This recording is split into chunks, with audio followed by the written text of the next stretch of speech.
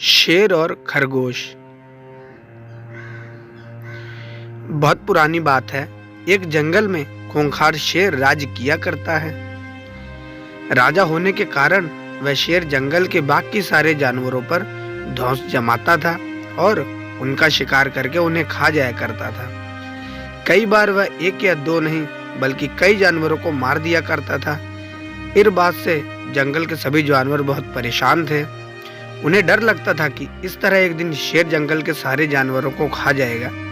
इस बात का हल निकालने के लिए सभी जानवरों ने फैसला किया कि वो जाकर शेर से बात करेंगे और उसे समझाने की कोशिश करेंगे।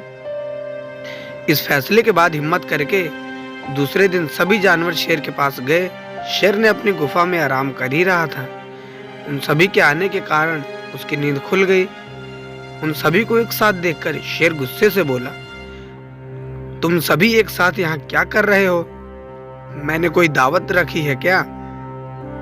इस बात पर जानवर दल का सरदार बोला, महाराज, हम सब यहाँ आपसे एक विनती करने आए हैं। दरअसल आप जब भी शिकार पर निकलते हैं तो एक साथ कई जानवर मार देते हैं, जिनमें से कई को आप खा भी नहीं पाते।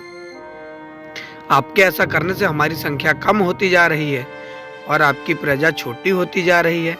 अगर यूं ही चलता रहा तो एक दिन आपके राज्य में एक भी जानवर नहीं बचेगा, और जब प्रजा ही नहीं होगी तो राजा भला किस पर राज करेगा?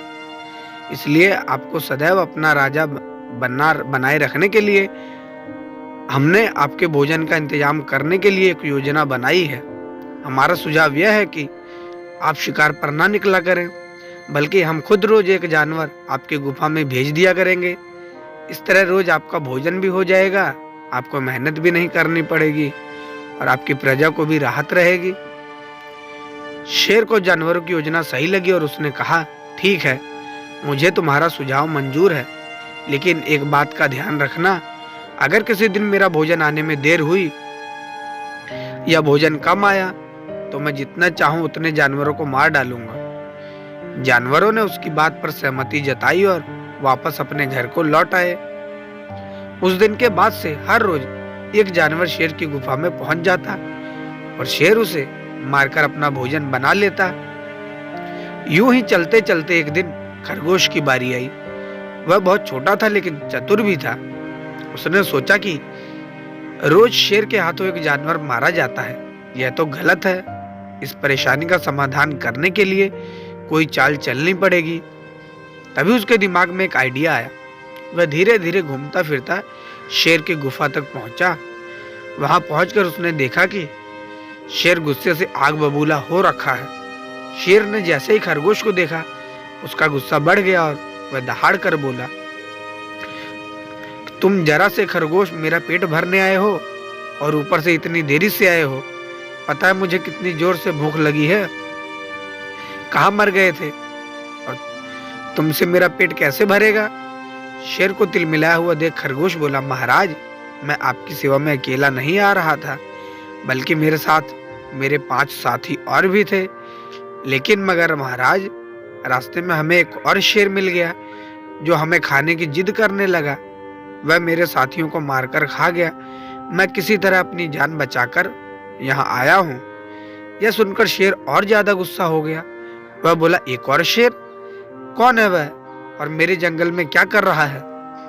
खरगोश ने कहा, महाराज, वह बहुत बड़ा शेर है और जब मैंने उससे कहा कि तुम हमारे महाराज का भोजन खा रहे हो तो वह बोला, आज से मैं तुम्हारा महाराज हूँ और मेरे अलावा इस जंगल में कोई और शेर नहीं रह सकता।